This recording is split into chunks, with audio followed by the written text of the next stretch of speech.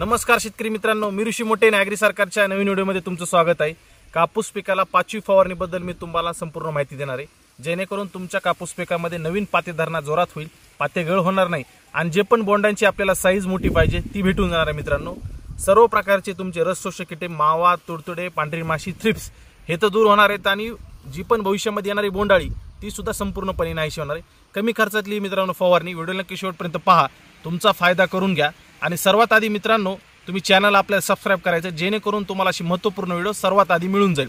तर व्हिडिओला सुरुवात करूया मित्रांनो। सध्या बघू शकतात मित्रांनो तुम्ही, आपला जो कापूस आहे हा साधारण 90 दिवसाच्या आसपास झालेला आहे। आता पोळा झाल्यानंतर मित्रांनो 15 दिवस झालेले आहेत। पोळ्या दिवशी आपण 4थी फवारणी घेतली, आता पोळा झाल्यानंतर 15 दिवशी आपल्याला 5वी फवारणी कापसासाठी घ्यायची। ही फवारणी का घ्यायची? याच्यामुळे तुम्हाला ह्या फवारणीमध्ये खत भेटणार आहे, टॉनिक भेटणार आहे, बुरशीनाशक सांगणार आहे आणि कीटकनाशक सुद्धा सांगणार आहे। सर्व प्रकारचे अन्नद्रव्य भेटणार आहे, कापूस तुमचा सुधरून जाईल।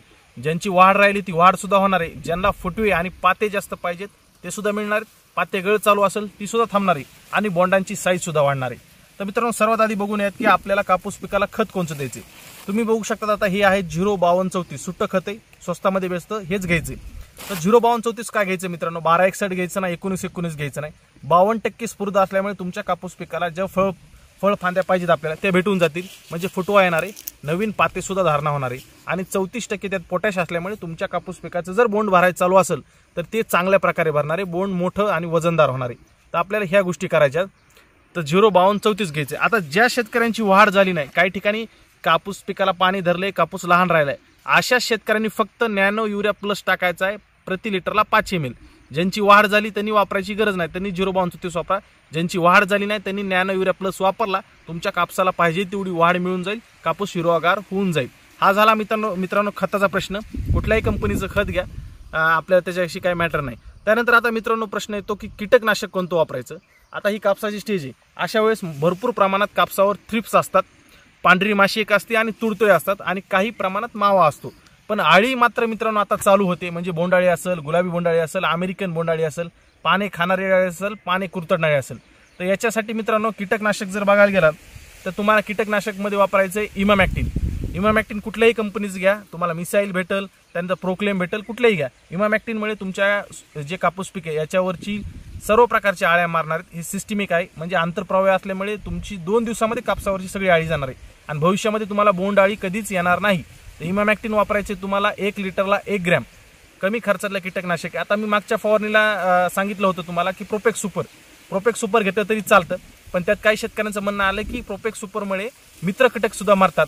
तर मित्रांनो, आता तुम्हाला जर प्रोपेक्स सुपर फवारला असेल तर काही फवारणी करू नका, तुम्ही आता इमामॅक्टिन घ्या, यांनी मित्र कीटकांना काही हानी पोहोचत नाही, तुमच्या पाते अवस्थामध्ये सुद्धा फवारणीसाठी सेफ आहे। आळीसाठी तुम्हाला आता क्लिअर झालं।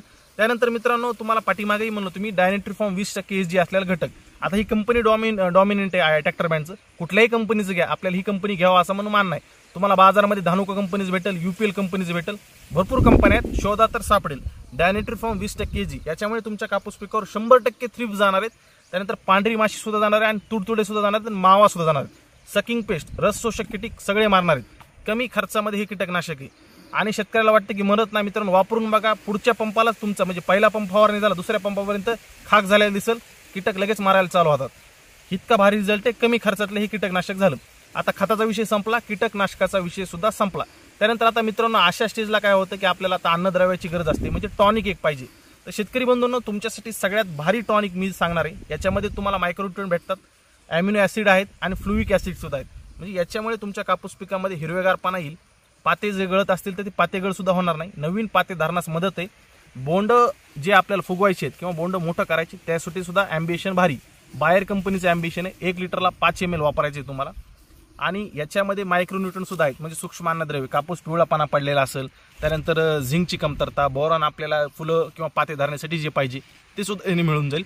त्यामुळं टॉनिकमध्ये तुम्हाला फक्त बाहेरचं ॲम्बिशन घ्यायचं आहे, हिसाबेन वापरायचं नाही, फ्लेमबर्ज वापरायचं नाही। मित्रांनो, आता टॉनिकचा विषय क्लिअर झाला आहे। तुम्ही बायोविटा घ्यायचं नाही, सागरिका घ्यायचं नाही, मी तुम्हाला सांगितलेले वापरायचे, तुम्हाला फक्त बाहेरचं ॲम्बिशन वापरायचं आहे। चिल्टेड मायक्रोन्यूट्रिएंट सुद्धा वेगळं घ्यायची गरज पडणार नाही, कमी खर्चामध्ये चांगला रिझल्ट तुम्हाला दीर्घकालीन भेटणार आहे, पातेगळ सुद्धा होणार नाही।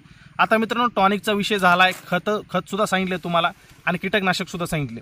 आता अशा स्टेजला बुरशीनाशक मात्र तुम्हाला घ्यायचंच आणि घ्यायचंच कंपल्सरी। बुरशीनाशकामध्ये शेतकऱ्याकडून काय होतं, रिडोमिल गोल्ड वापरण्यात येतं, साफ वापरण्यात येतं. आपण पाठीमागे जे नियोजन सांगितले त्यामध्ये सगळ्या सांगितल्यात गोष्टी. पण आता मित्रांनो काय व्हायला लागलं की शेतकऱ्याच्या समस्या यायला लागल्यात की पातेगळ व्हायला लागली आणि बोंड सुद्धा बारीक दिसायला लागले. तर मित्रांनो तुम्हाला जर ही बुरशीनाशक घ्यायचं हारू, याच्यामध्ये ट्युबिक्विनोझाल घटक आहे आणि सल्फर सुद्धा घटक आहे, म्हणजे कॉन्टॅक्ट आहे आणि सिस्टमिक सुद्धा आहे. याच्यामुळे तुमच्या कापूस पिकामध्ये पातेगळ कसलीच होणार नाही, नवीन पातेधारणा चालू व्हायला मदत होईल आणि सल्फर घटक असल्यामुळे बोंडे धारणा सुद्धा मदत होईल. कापसावरचा बुरशी जेवढे रोग आहेत, पानावरचा असेल, मुळातला असेल, तो सुद्धा जाणार आहे. बुरशीनाशक तुम्हाला 5व्या फवारणीला 100% हारूच वापरायचे. आता एवढी सगळी फवारणी मित्रांनो मी तुम्हाला सांगितली, ही कमी खर्चातली फवारणी. तुम्हाला 1 एकरला फक्त 1000 रुपयाच्या आसपास खर्च येईल.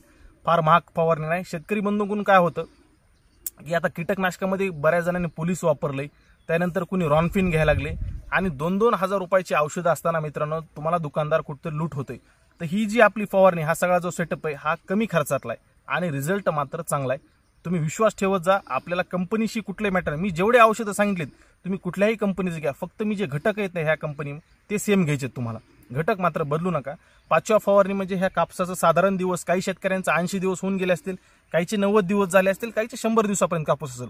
तर ही फवारणी तुम्हाला कापसासाठी घ्यायची पोळा किंवा अमावस्याला ज्यांनी फवारणी घेतली त्याच्यानंतर 15 दिवसांनी. याचा एवढा बेस्ट रिझल्ट आहे की तुम्हाला कापसाचं बोंड एखादी कैरीसारखं मोठं भेटेल. तुम्हाला खत द्यायची गरज पडणार नाही. ह्या फवारणीचा एवढा फायदा आहे. तर मित्रांनो काय होतं की अशा वेळेस शेतकरी बंधूंकडून हाय पॉवर फवारणी होते.